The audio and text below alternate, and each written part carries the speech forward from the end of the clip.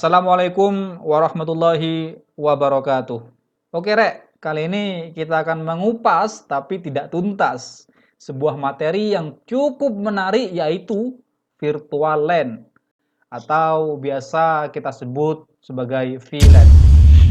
Oh ya, sebentar, ini hanya sebuah materi pengenalan secara teori saja, tapi nanti saat kita bertatap muka yang secara langsung atau luring, kita akan langsung praktek kegunaan dari virtual LAN atau VLAN tersebut. Oke, langsung saja.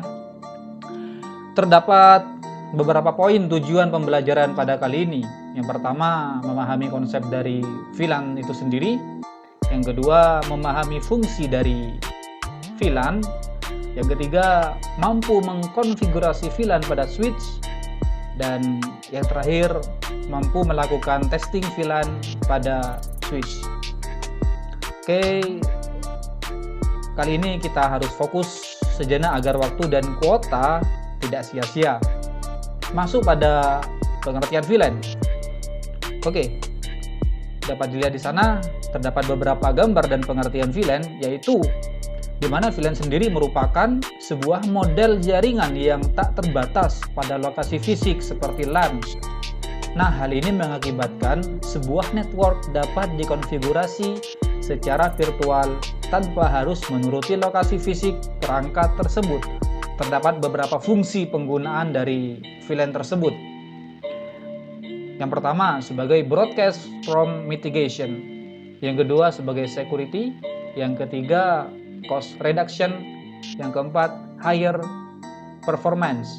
Yang kelima, improve IT staff efficiency. Dan yang terakhir, simpler project or application management. Oke guys, sorry kalau bahasa Inggris saya terlalu medok atau aneh, karena memang jarang berbahasa Inggris. Nah, masuk dalam cara kerja VLAN. Adapun cara kerja VLAN yaitu switch atau bridge yang manajeable atau bisa diatur, bertanggung jawab menyimpan seluruh informasi dan konfigurasi suatu VLAN, dan dapat dipastikan perangkat tersebut memiliki informasi yang sama.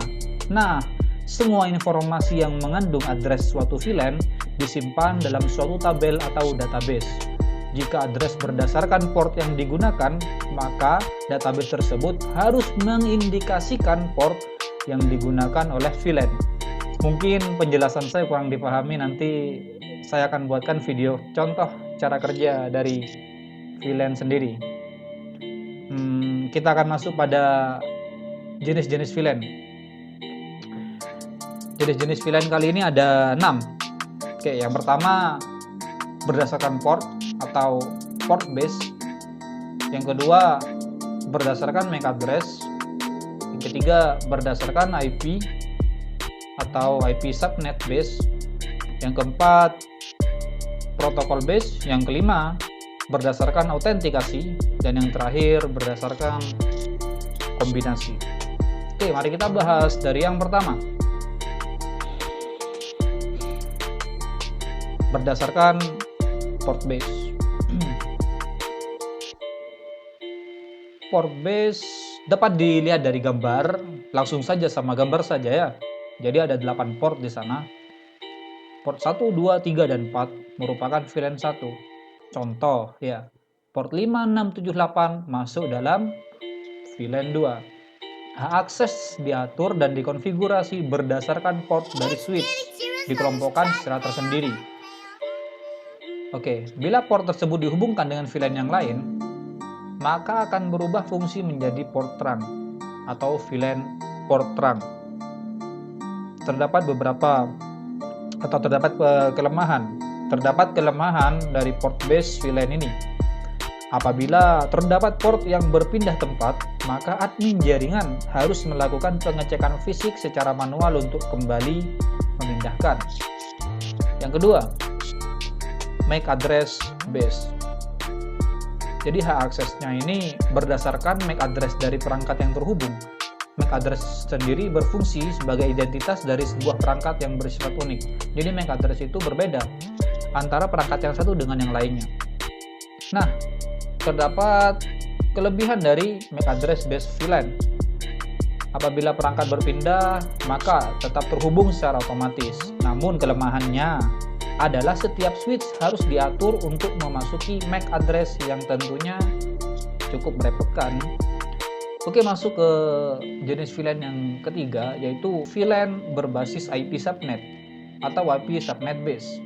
Selain pada lapisan data link, VLAN bekerja pada data link kan, juga dapat menggunakan lapisan ketiga yaitu network, sehingga alamat subnet dapat digunakan sebagai dasar pengelompokan VLAN. Nah, VLAN jenis ini memiliki kelebihan, yaitu admin jaringan nantinya tidak perlu melakukan pengaturan ulang apabila perangkat berpindah.